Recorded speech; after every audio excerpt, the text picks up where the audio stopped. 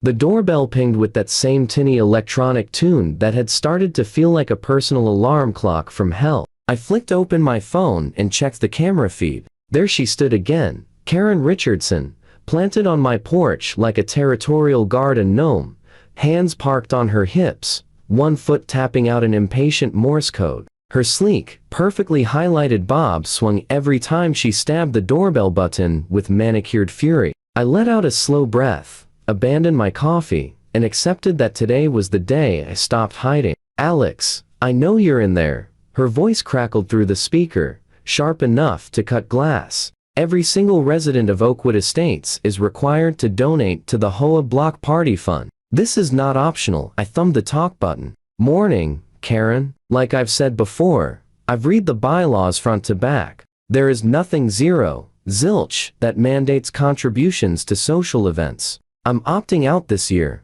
Her eyes widened, and her mouth twisted as if she'd bitten into something sour. "This is about community spirit. Every other neighbor has paid their fair share. Who do you think you are?" "A homeowner who can read," I answered, keeping my tone flat and even. It only made her angrier. Her face flushed crimson as she shoved a clipboard toward the lens. "This is my third visit. Your name is the only one without a check mark. Do you really want to be the neighborhood cheapskate? Have a lovely day, Karen." I killed the mic and watched her storm down the walkway, designer sandals smacking the pavement in righteous fury. At the curb, she spun around for one last venomous glare, then marched across the street to her immaculate colonial palace, with its lawn so perfect, it looked airbrushed. I had no idea this was only the opening act of the most legendary HOA meltdown our little suburb would ever witness. I'd moved into Oakwood Estates exactly 3 months earlier,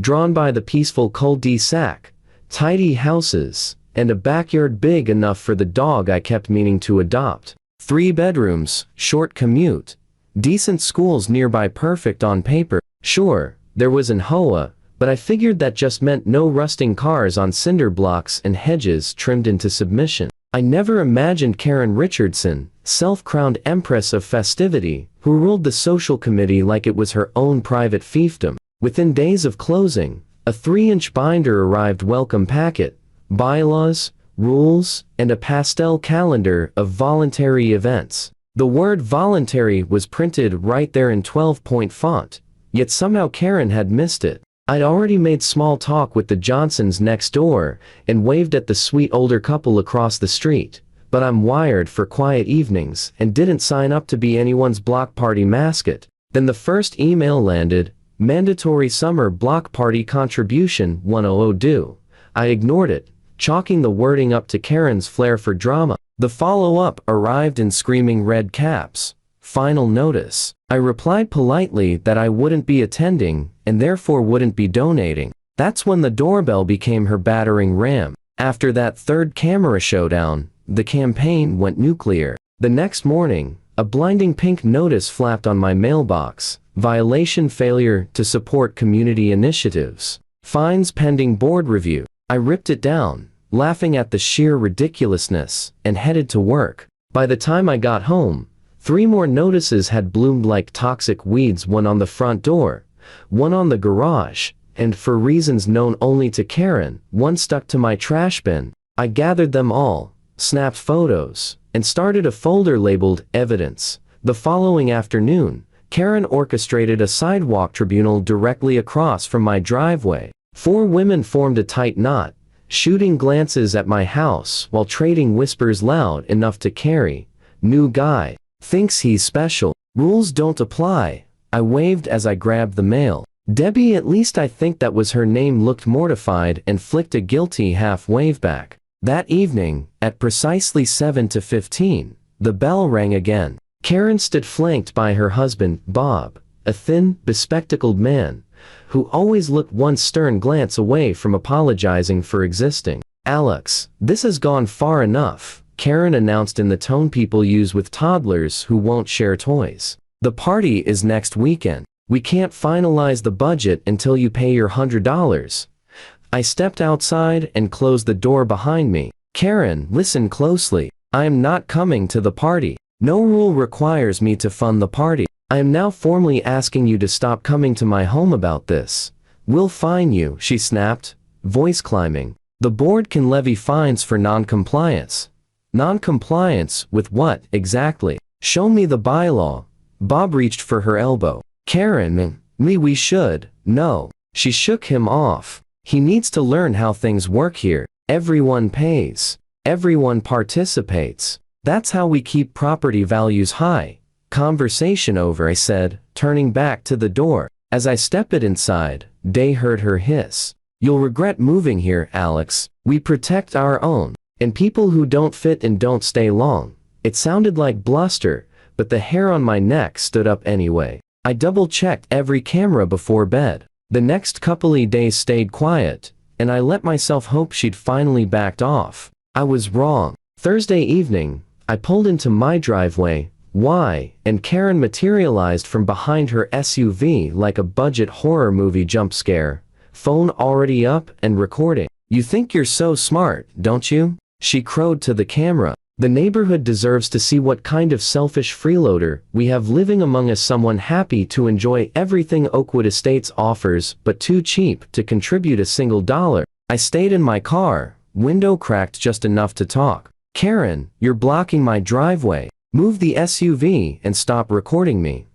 Oh, now suddenly you care about rules? She sneered. What about basic decency? Every single neighbor donated. Even the Robertsons, on a fixed income, scraped together $50. I said nothing. I pulled out my own phone and hit record. Her eyes flashed, and she surged forward, jamming her lens almost against my glass. See this, everyone? Now, he's harassing me. This is the kind of person living among us. I eased the car backward, threaded around her vehicle, and rolled into the garage. As the door lowered, Karen actually tried to duck under it, still filming, until the safety beam froze the door and forced her to jump back. This isn't over, Alex. Board meeting tomorrow night, and your name is at the very top of the agenda. My security app woke me at 5:30 a.m. with a motion alert. I opened the feed to watch Karen scattering dozens of block party flyers across my lawn, my house number circled in screaming red.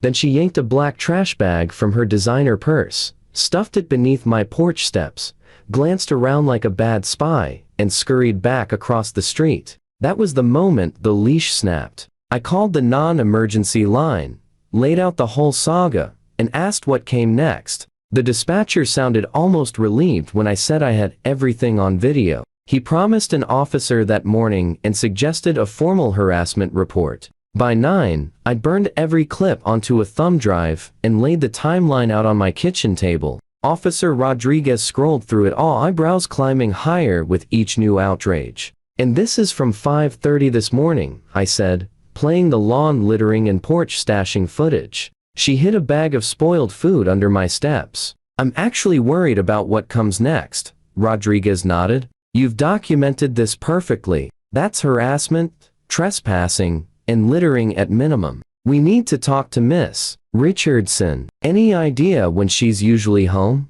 My phone chimed doorbell alert. There she was again, clutching a stack of official-looking papers. Rodriguez gave me a wry smile. Perfect timing. Mind if I get the door? She opened it just as Karen raised her fist to knock. Karen's face cycled through shock, confusion, and instant calculation. Oh, a wrong house. I was just dropping off community notices, she stammered, composure fracturing. Ma'am, I'm Officer Rodriguez, County Police. We've received complaints and would like a word. Karen's mask slammed back into place. Complaints? Against me? I'm the HOA social chair. I'm the one who should be filing reports. Rodriguez stayed cool. We have video of repeated harassment, trespassing, littering, and statements that could be interpreted as threats against Mr. Parker.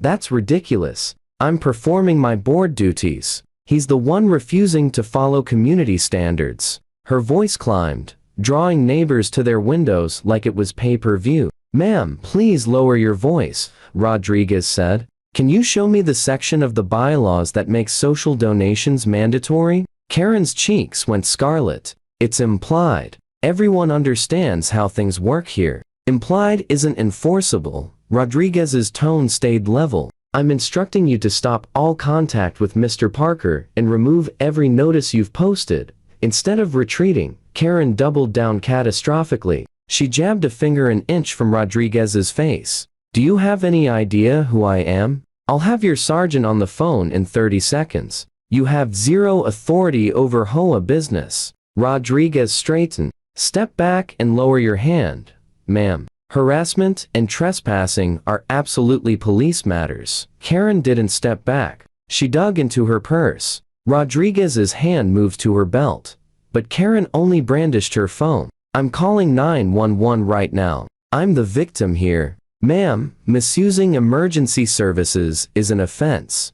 Karen was already dialing. "Yes, police? I'm being threatened at 1142 Oakwood Drive by a homeowner and someone pretending to be an officer." Rodriguez sighed, keyed her radio, and requested backup. Minutes late, a second cruiser rolled up. Officer Chen stepped onto the porch. Half the cul-de-sac had now migrated to their lawns, phones out. Karen saw the audience and went full martyr. "Neighbors, look what happens when we let outsiders destroy our standards. He weaponized the police against me." Silence. Not one voice rose in her defense. Mrs. Johnson marched forward. "Officers, Karen's been bullying all of us. She told me she'd have my gnomes confiscated because I only gave $50.